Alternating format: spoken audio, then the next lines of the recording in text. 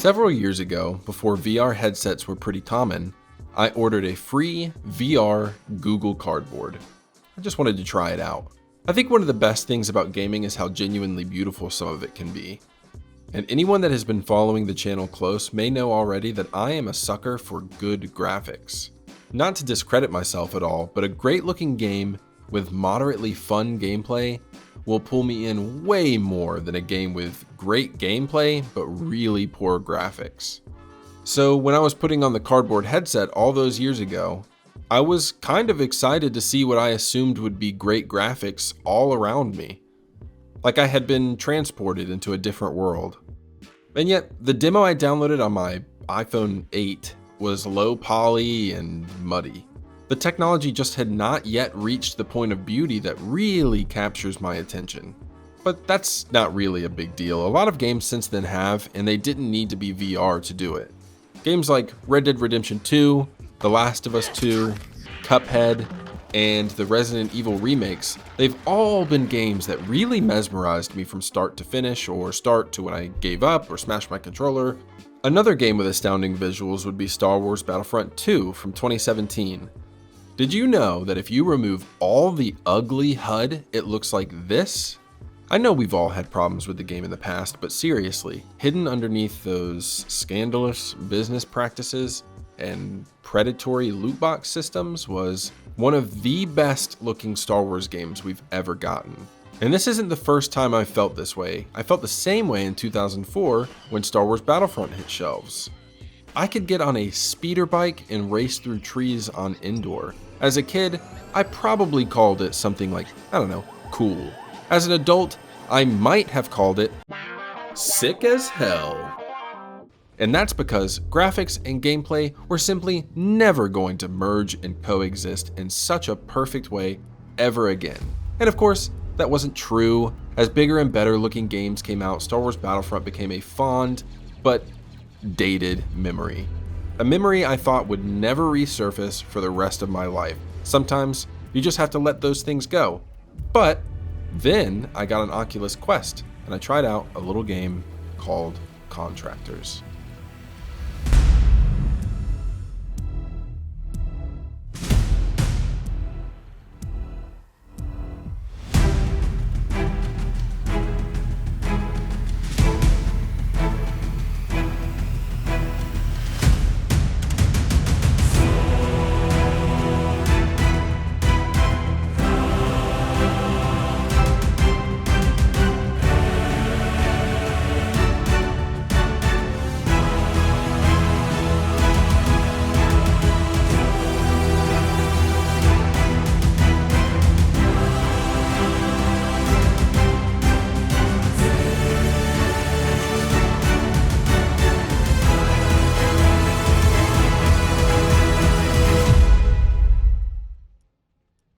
Contractors is the Call of Duty of VR. It's pretty simple, two teams compete on a map for victory. While it is primarily a modern day shooter with modern day maps and weapons, it has a whole other world hidden in its multiplayer servers. Or should I say worlds, considering you can download and play VR multiplayer matches from games like Halo, Call of Duty, and yes, Star Wars. And popping into those worlds in true first person is exactly what I felt the iPhone 8 Google Cardboard experience was lacking. A sense of being transported to another world. I know that sounds cheesy, but good VR makes you forget you aren't in that space. It makes you feel like you can lean on a desk or a counter that isn't actually there, or it makes you feel like you'll plummet to your death if you fall off of a plank that's hanging from like a skyscraper or something. The Clone Wars mod and Contractors transported me not just to Camino or to the Death Star, but to the 2004 Star Wars Battlefront versions of those maps specifically. When I hit deploy, I suddenly found myself in clone armor holding a blaster and a sidearm. When I looked around, the scale was stunning. It's all the same graphics I remember as a kid, except now it's life size. But let's talk about combat first. The mod feels appropriately set apart from a modern shooter. You're still picking from different classes that each have unique primary weapons. The weapons are your typical blaster rifles and sidearms. You also have a rocket launcher you can choose, and some LMG type guns, one of which actually has a deployable shield that's especially helpful when storming long hallways. My personal favorite sidearm to use is one of Jango Fett's blasters, which sounds awesome to shoot. You can also purchase specialty classes after you earn enough points in each match. Those classes are some unique troopers like jetpack troopers, and a hero or villain like Anakin or Count Dooku. Coming up against one of them in battle is appropriately intimidating when they are charging right at you in VR. The matches feel like a slightly scaled back version of Battlefront. There aren't any vehicles in the game, but you're still running to claim and defend outposts from enemies. And that can actually be pretty tough in this game. You can tell you're taking or dealing damage because the game gives you a little sound indicator. You better get used to that sound though, because you're gonna be hearing it a lot. The game is very difficult. What's tough is that you can only get shot a few times before you're dead. The game feels like it's set on hard mode, and I swear everyone seems to have far better aim than me. This can be frustrating, but it can also be exhilarating when you find yourself in a one-on-one match with someone and you come out on top. Since you're actually aiming the gun like you would be in real life, it just really increases that immersion factor knowing that you bested someone in aim and damage dealt. There are times when I would throw caution to the wind and simply dual wield my primary gun and sidearm and try to throw everything I have at an enemy, but dual wielding is hard and you basically have to throw out all aim and hope that something lands. Other than that, the game is pretty much exactly what you expect. It is, to scale, you looking through the eyes of a droid or clone on maps you likely played on as a kid. And the maps are incredible looking. The Death Star specifically looks really good. The clean floors contrast with the green wall lights and blaster fire.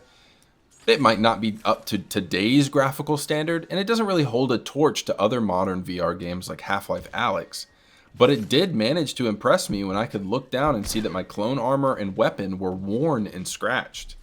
It's not a necessary detail to have my armor look worn and used, but it's a detail that I appreciate nonetheless. Spray and pray games like this don't typically hold my attention. I need something else that ties me into a game like this, and I figured it would be interactions with other people online. With open mics, I was expecting some silly Star Wars interactions. And to a degree, I did get that.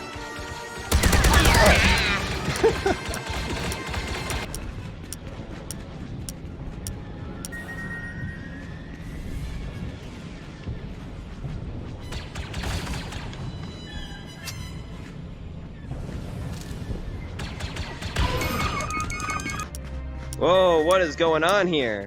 Oh. I'm recording you. Sammy. You gross. Oh. Hang on. What's some money I can give you? You foul being. Will credits work? But what really pulled me into the Clone Wars mod in Contractors was the scale of everything.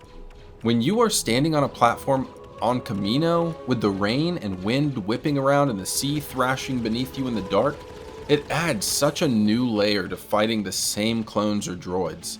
It makes you feel weirdly intimidated and nostalgic. And that nostalgia really hit me like a truck, because Battlefront is back. After thinking it would just be a memory for the rest of my life, Contractors has breathed new life into a nearly 20-year-old game. And thanks to this new perspective, Battlefront is once again... Damn, this is sick as hell. Damn, look at that shit. Holy fuck. Sorry, I don't know why this is cool.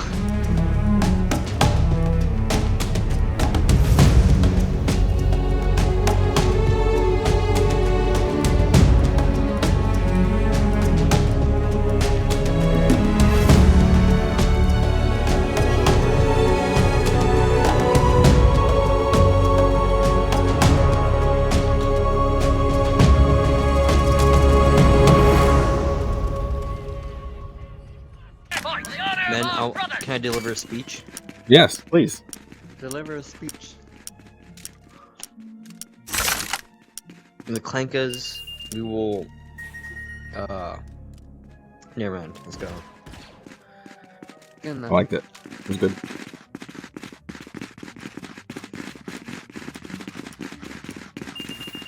Have you guys used a scattergun? Do you guys know if it's any good?